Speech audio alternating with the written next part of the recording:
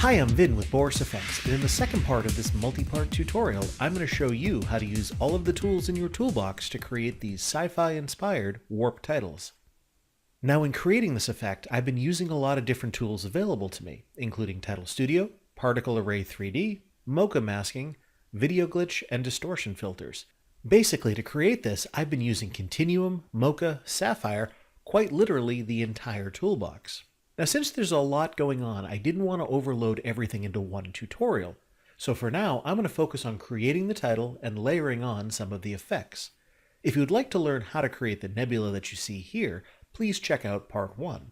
Now, while I will be using a pre-rendered version of the nebula for this part of the tutorial, many of the techniques used to create the nebula will be helpful moving forward, so I highly encourage you to check that part out when you can. Lastly, while I've created this in After Effects, everything I do can be replicated in any host.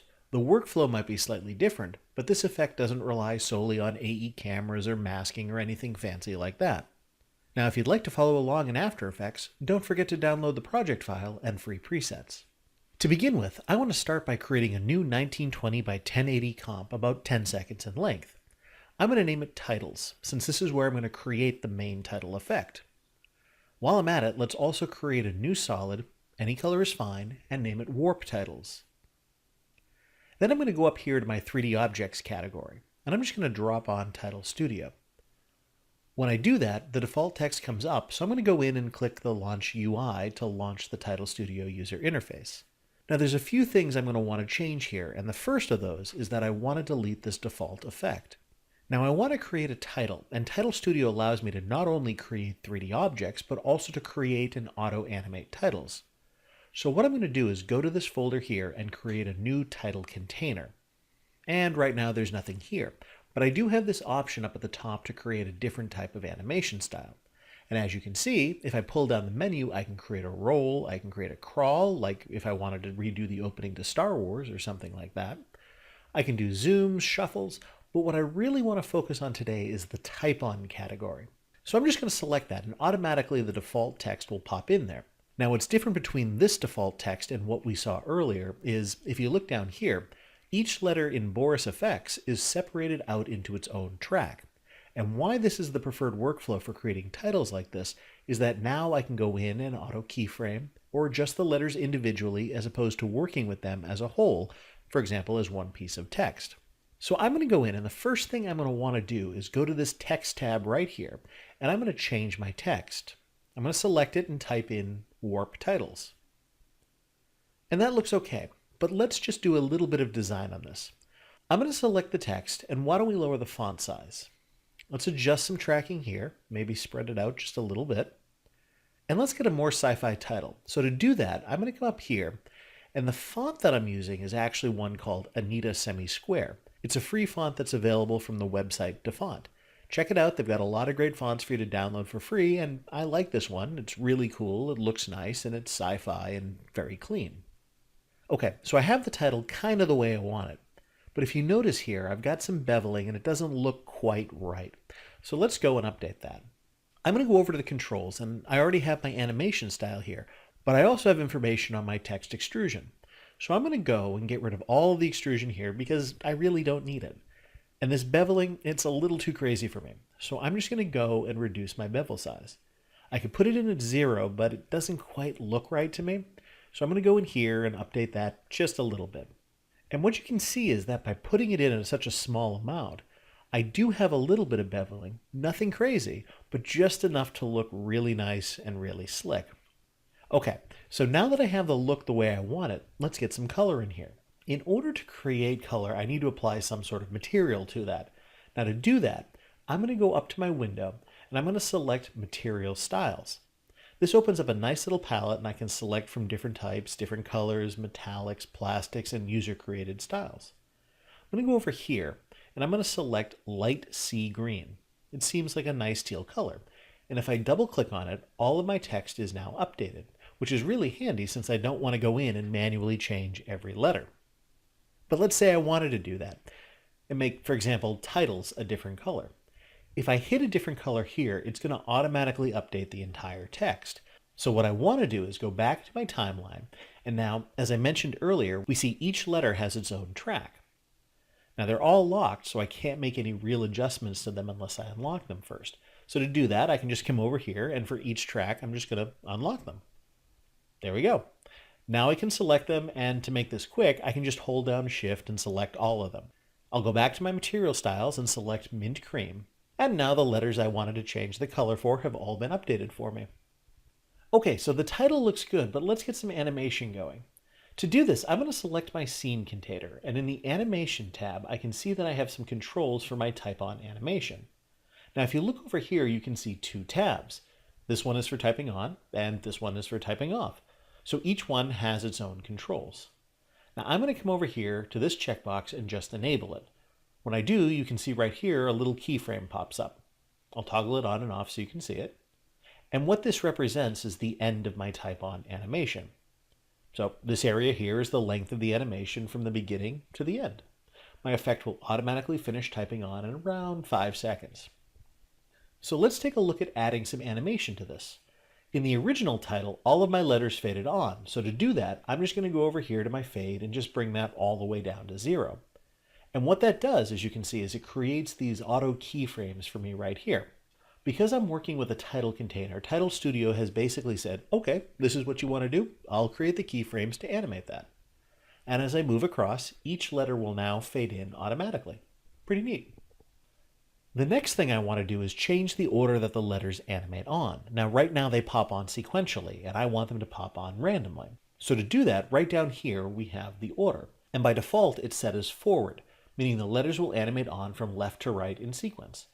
If I pull this down, I can animate them in reverse or, more to my liking, randomly. And when I do that, you'll notice that my keyframes changed as some jumped over here. But the initial random isn't terribly random. To introduce more randomness, I can just increase the random seed. And as I increase it, you can see that all these keyframes jump around. What Title Studio is doing is reordering all the letters so that they now pop on in a completely random order. And that's pretty good. But it's a bit slow, so I do want to speed things up a bit, and what I can do is this. With my scene container selected, I have an initial keyframe right here, and I have my end keyframe right here. So as I mentioned before, this is when the effect starts, and this is where it ends. If I drag this keyframe to about the 1 second mark, all of my keyframes will adjust with it. So there's going to be no animation here, it'll all be moved to the 1 second mark. Now if I take this keyframe and bring it back, all of my keyframes are going to scale with it. So very easily, just by moving 2 keyframes, I've adjusted the animation so that it pops on a lot quicker. And this is the advantage to using the title container. I don't have to manually do an awful lot of this keyframing. I can just set it up, change a few parameters, and then adjust it accordingly. Okay, so the last thing I want to do is add a little bit more motion to keep things moving as much as possible.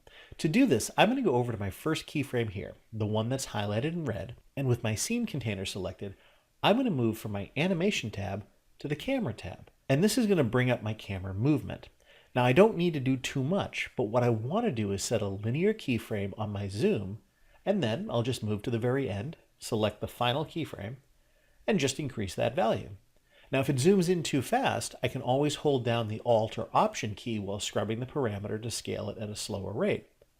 But when that's done, when I play it back, I now have my text that pops in, and I have a nice slow camera zoom. And honestly, that's all there is to creating a type-on effect. It's very simple and very quick. So with that in mind, let's do some cool stuff. I'll just hit apply, and my effect immediately will update in After Effects. And my entire effect here will pop on at about 1 second, be done around 2 seconds, and do a nice slow zoom. But what I want to do, if I take a look at the original, zoom in a bit here, you'll notice that I have this wonderful light sweep across it. To create this, I'm going to go over here to my light category and drag light sweep right onto the same layer as my Title Studio effect. And what this does is it creates a little beam of light. Let's move it over here so you can see it and increase the intensity just a bit. Okay, there it is. So light sweeps create this beam of light that I can animate and move around.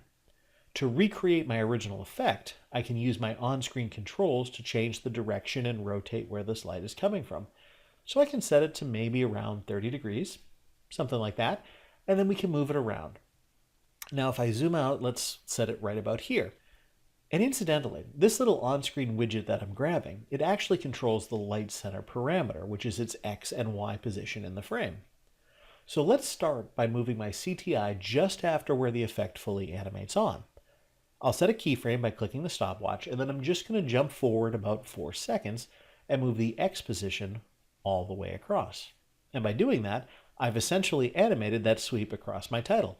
Very, very simple, very easy to do with Title Studio and a light sweep. Incidentally, if I press U in After Effects, I can pull up my keyframes, and if I want to change at any point the speed at which this animates, let's say I wanted it to move a little bit faster, I can adjust the spacing between my keyframes or change when the effect starts. And there we go. So that was pretty easy to create, but now what I want to do is start layering on my different effects and compositions. Now to do this, I'm going to be using a pre-rendered version of my nebula. But if you'd like to create your own from scratch, check out part 1 of this tutorial series to see how I made this in Particle Array 3D. For now though, let's begin by creating a new 1920 by 1080 comp and name it Assembly. If you've noticed, I like to work in multiple compositions rather than simply stacking everything into one. This is good practice when working with complex effects, as it allows you to keep things organized, pre-compose where necessary, and make changes quickly without having to search through various layers in a huge stack. Okay, so as I mentioned, I'm going to drop in my pre-rendered nebula background. Then, on top of that, I'm going to add my title composition. Now I want to throw a little bit of film glow here, so I'm going to select BCC Fast Film Glow from my effects palette.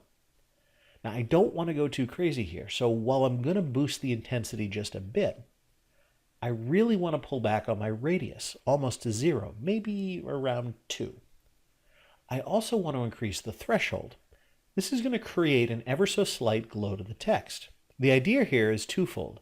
First, I want to give the text a little bit of glow fall off as that light sweep passes over it. And secondly, I want to give the illusion that light from the nebula is shining behind the text.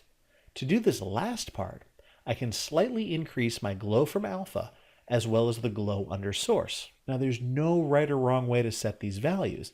Essentially what we're doing is moving the glow behind the text and into the alpha areas around the text. Now I'm just going to play around with them for a little bit until I get a very subtle light wrap effect. And that looks pretty good. You know what? I also want to put a quick drop shadow filter onto the text, just to separate it from the background a bit. There's going to be a lot of stuff going on, and I want to make sure that the eye is drawn to the text itself. The default setting should be fine. Next, I want to create a new adjustment layer and name it Flare.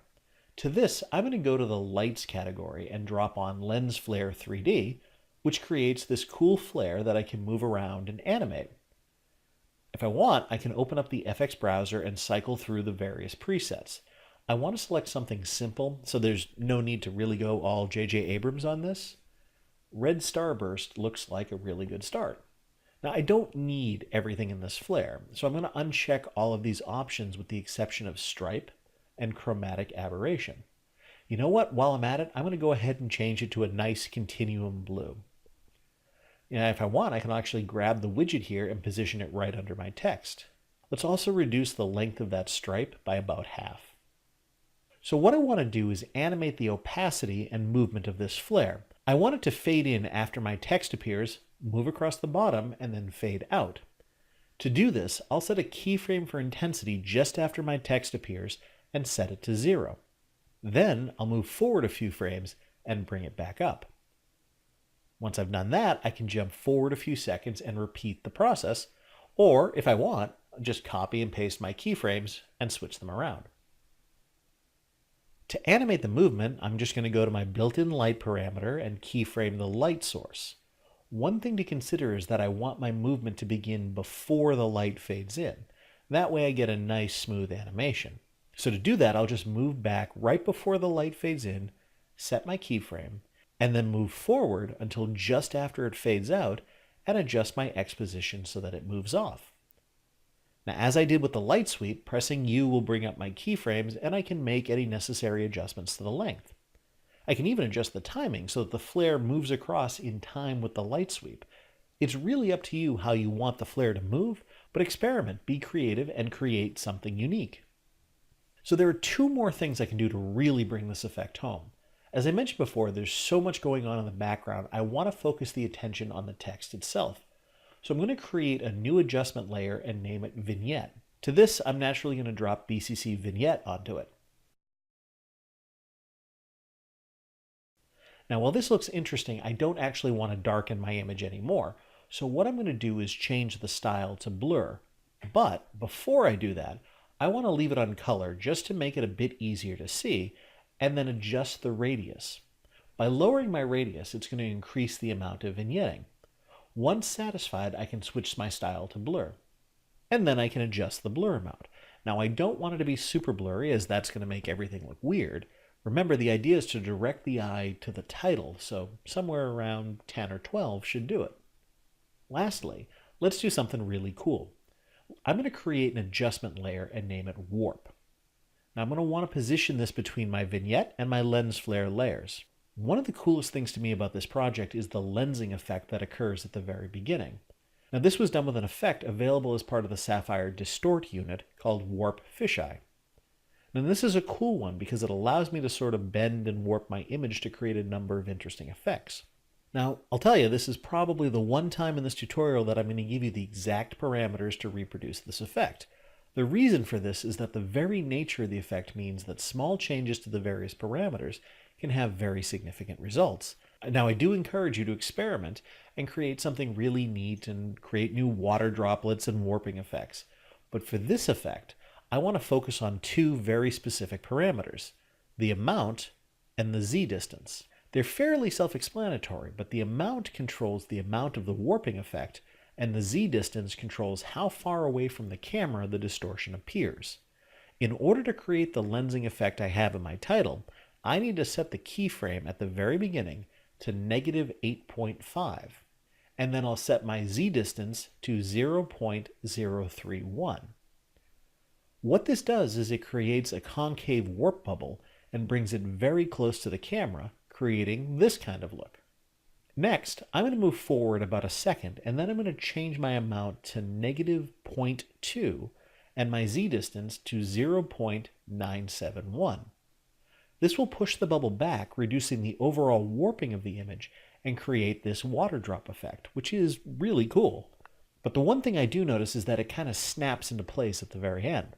A quick way to fix that is I'll press U to bring up my keyframes, highlight them all, right-click, Keyframe Assistant, and Easy Ease. And now I'll have a much smoother animation as it comes in. So there we go. Now if I want my titles to come in a bit sooner so that they're almost fully on by the time the warp effect finishes, I can just take them and bump them back a little bit. Don't forget to also grab that lens flare track so the timing remains the same. Now that we have it where we want, we can just render that out, and there you go. Basically, it's 3 or 4 different effects layered on top of each other.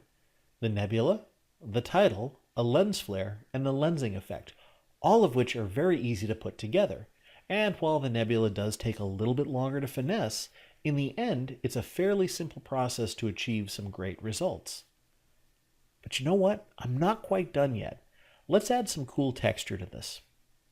First off, let's create a new comp and name it Finishing. I'm going to drop my assembly into it and create a new solid named Grunge.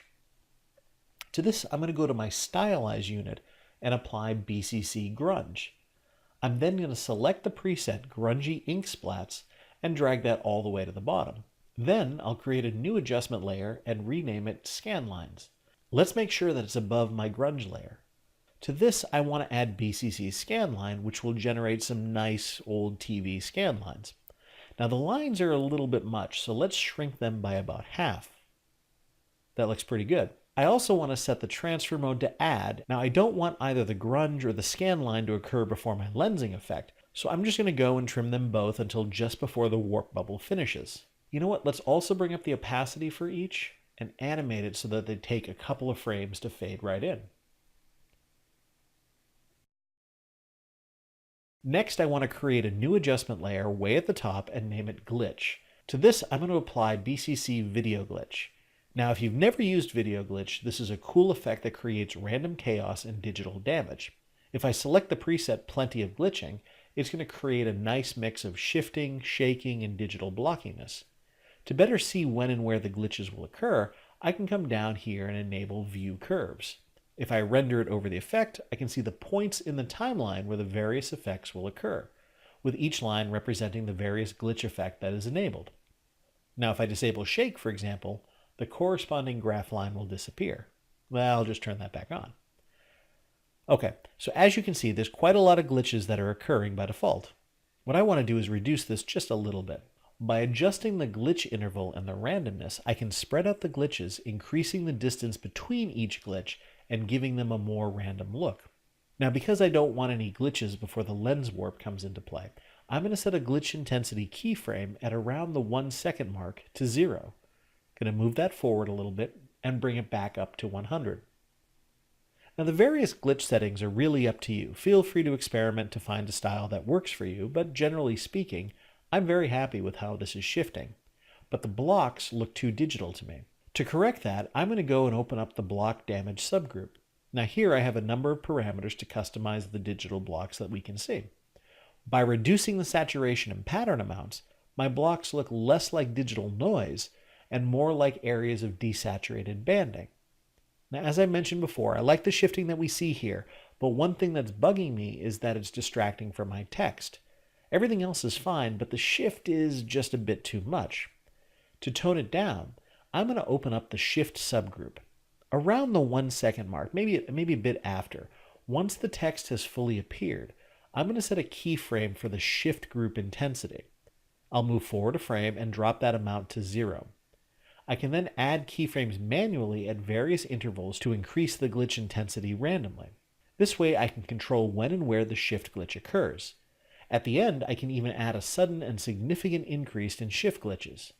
This is going to mix nicely with my final render if I wanted to, for example, add a swish pan. However you decide to finish off your glitch, always remember to turn off the curve view before rendering. Now there's a lot that you can add to this, and I've created a few elements that are available for download with the project that you can use to really punch things up. Let's turn off the grunge effect for a moment and let's go over to the Effects and Presets menu and go down to Sapphire Render. I'm going to drag on an effect called Luna, which basically renders a photorealistic and accurate image of the moon. If I launch the preset browser, I can select a number of different shapes and phases. Now I'm actually going to select one that I created earlier for a different project, but I've included it with this tutorial along with a pre-rendered version if you prefer. Now I can tweak the position a bit, and there you go.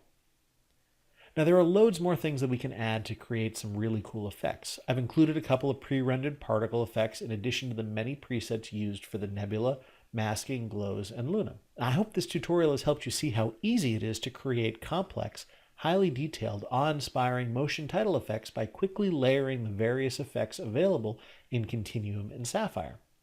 Now that we've covered the basics of creating this type of effect, experiment, get creative, play with the glitches and warps and glows and particle effects to create something unique. However you decide to proceed is up to you. But for now, for creating these sci-fi inspired warp titles, that's all there is to it. I'm Vin Moriali with Boris Effects, and for more great tutorials, including part 1, don't forget to check out the Boris Effects website. Take care.